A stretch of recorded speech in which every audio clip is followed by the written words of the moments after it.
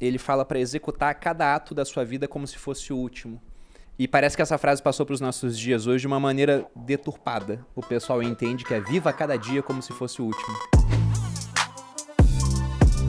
Citou vários dos autores estoicos mais conhecidos, né? O Marco Aurélio, o Epiteto. O Epiteto é o único que eu não li até hoje. Eu li o Marco Aurélio, eu li Sêneca. E o Marco Aurélio ele tem uma afirmação muito interessante, na verdade duas, que casam muito bem com o que você falou. A primeira é sobre a questão do cosmo. Eu tinha até anotado aqui, tudo que está em acordo contigo está em acordo comigo, ó cosmo, ele fala. Então, se as coisas estão acontecendo, é da natureza e está de acordo com ele. E sobre essa questão da excelência, nesse livro Meditações, que é um livro que era praticamente o diário do Marco Aurélio, Clóvis até citou que ele escrevia mais para si mesmo, então não era um livro para ser lido do que para os outros. E o pessoal pega para ler, tá muito famoso em redes sociais hoje, e quer ler como se fosse uma história de cabo a rabo. E não tem muita conexão entre as partes. Ele chegava no final de um dia e escrevia, foi um dia legal. Aí no outro dia ele tava em batalha na fronteira com a Germânia, aí escrevia outra coisa, que não tinha nada a ver com aquele primeiro dia. Mas aqui teve uma hora que ele faz uma afirmação que bate com essa questão da excelência. Ele fala para executar cada ato da sua vida como se fosse o último.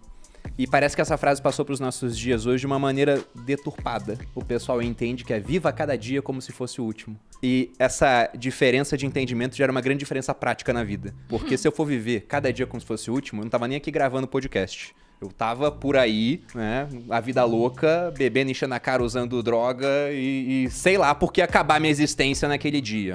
Só que geralmente não acaba, né? Esse é o problema, vai ter um dia seguinte e vem as consequências. Agora, se eu entendo que é pra executar cada ato da minha vida como se fosse o último, é igual você veio aqui no podcast pensando, se esse vai ser o meu último podcast sobre esse tema estoicismo, deixa eu fazer o melhor que eu puder, ser excelente, porque vai ficar registrado. Se eu for jantar com você e achar que é a última vez que eu vou estar fazendo isso na minha vida, eu não vou nem olhar o celular, eu vou estar 100% focado em você, para que seja memorável. Vamos usar mais essa prática, então. Vamos Aquela usar mais. alfinetada ao vivo.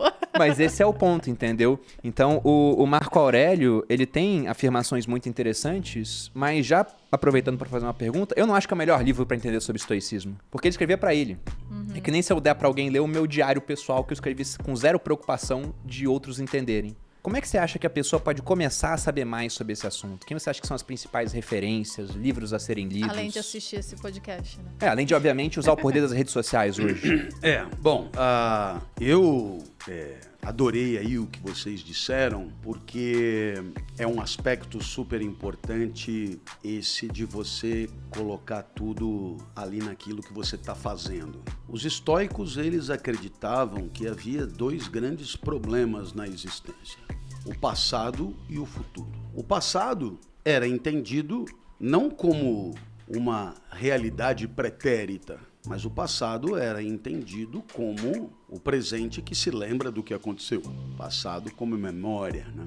E o futuro não é a realidade do amanhã, que exigiria de nós vencer a velocidade da luz, mas o futuro é entendido como aquilo que supomos vá acontecer, uma antecipação. E os estoicos estavam convencidos, com razão ou não, eu até humildemente problematizaria, mas eles estavam convencidos do seguinte: quando você está pensando na morte da bezerra, e a bezerra já morreu, existe um empobrecimento da existência. E esse empobrecimento da existência é consequência de um presente mal vivido.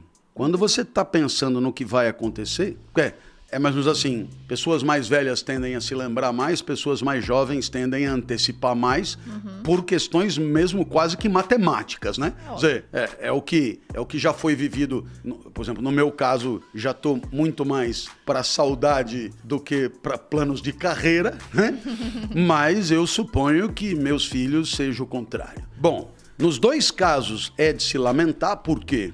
Porque nos dois casos o presente está xoxo. O presente e o passado, o futuro e o passado são formas de escape de um presente desagradável, de um presente mal vivido, de um presente sem excelência, de um presente desalinhado da própria natureza, de um presente indevido, digamos assim. Então, de certa maneira, nós imaginaríamos uma felicidade sem nostalgia e sem esperança. Portanto, uma felicidade desesperançada. uma felicidade aonde a imediatidade do presente é de tal maneira preenchedora da alma que inviabiliza, né, esses desvios para o que já aconteceu e para o que vai acontecer. Então, eu poderia citar o livrinho do professor Sponville, Felicidade Desesperadamente. A tradução é ruim, não é desespero, é desesperança, né?